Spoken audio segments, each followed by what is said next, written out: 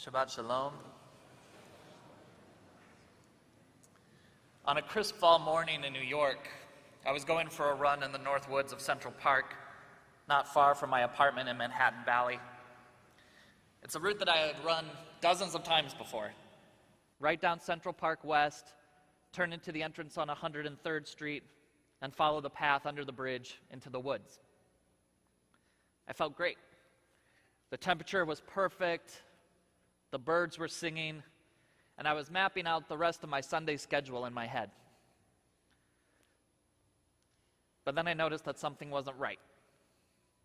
While I had been daydreaming, a thick fog had begun to settle into the woods. Not the kind of fog in mystery movies that give that kind of chilling effect, but the kind that is so thick that you feel like you could cut through it with a machete.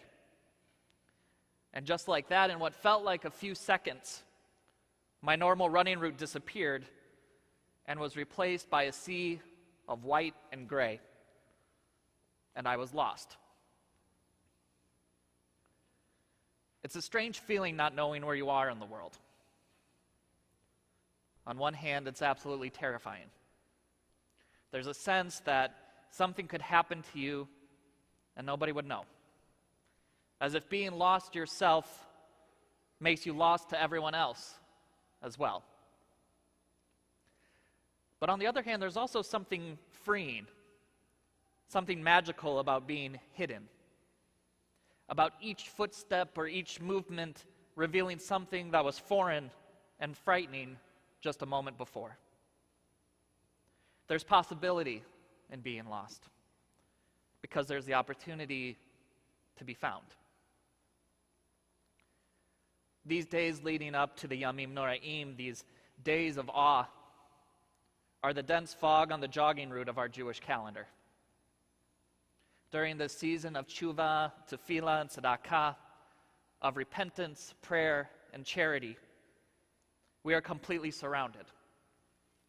Surrounded by the clouds of our actions this past year, surrounded by the unknown that lies before us, and surrounded by the palpable emotionality and spiritual angst of sincere and serious introspection. The month of Elul is an annual existential run into the woods, where we are commanded to go deeper and deeper until the fog envelops us and forces us to say out loud, "We are lost." And just like being physically lost, we are at first terrified. We look nervously around at the choices that encircle us, and our initial response is, as the great philosopher Soren Kierkegaard put it, fear and trembling. But then as our eyes adjust to the fog, we see that this lost is not like other losts. Because Judaism asks us not to get lost as individuals, but to get lost together as a community. We might individually walk in different directions, and our response to the unknown may not be uniform, but never are we asked to find our way out of the woods alone. Never. Nor are we allowed to leave without offering our hand to one of our fellow lost brothers and sisters. This is where our tradition shines brightest. And it is, I believe, with my whole heart, the guiding pulse to Jewish existence. Get lost, but get lost together. The patience and frustration of meaningful and intentional prayer, the careful analysis of the weekly parasha, the arduous meticulousness of learning a page of Talmud, the emotional challenge of charity, gemilut chasadim and tikkun olam, of a just and moral response to a broken world. These pillars of our faith all require us losing ourselves within something larger, and doing so with the love, the support, and trust of a community that gets lost by our side.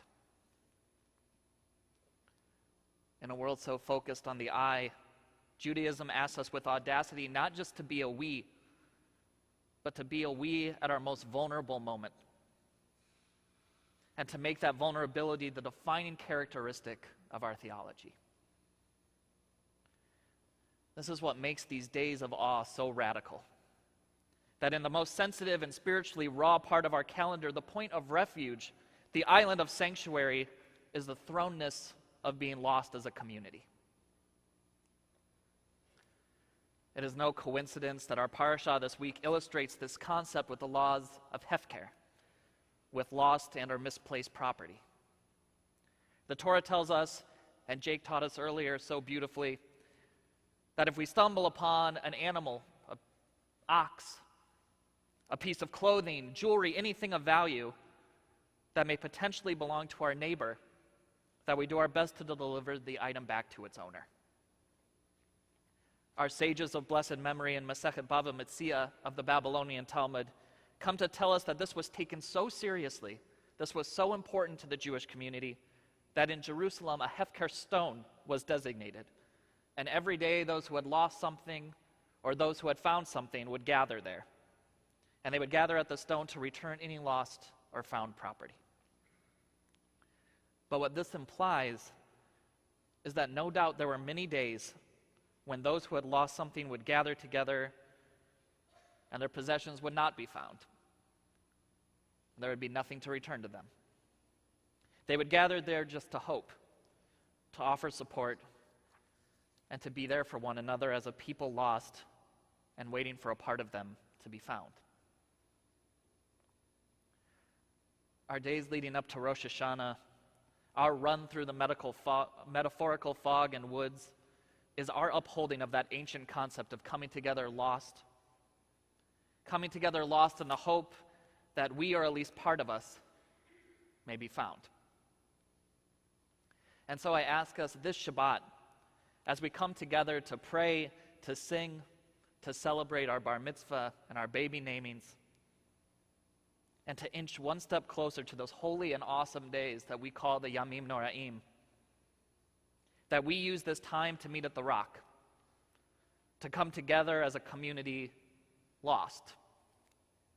That together we take the initial fear and anxiety of that unknown and mold it into the sacred searching that has guided this people called Israel for millennia.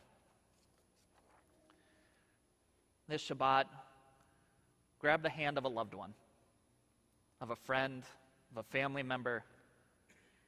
Grab hold of your community and take another step into the fog. Challenge yourself to study the parashah, to learn a page of Talmud, to have a conversation of apology and forgiveness, to ask the questions about God, Judaism, or life that can often feel too frightening to ask. Or challenge yourself to sit in silence and to think, and to really think about the fog that surrounds you. The fog of the past year, the fog of the year to come, the fog of here and now, and the first steps you want to take as you begin to navigate it. But do so knowing that the woods are crowded.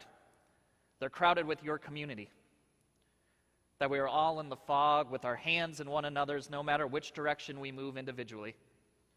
And that throughout our searching, we will continue to meet at the rock to remind ourselves that directionless as we may seem, we found one another. And then we can laugh and we can smile as we make tshuva, as we return to that fog so that we may get lost again together. Shabbat Shalom.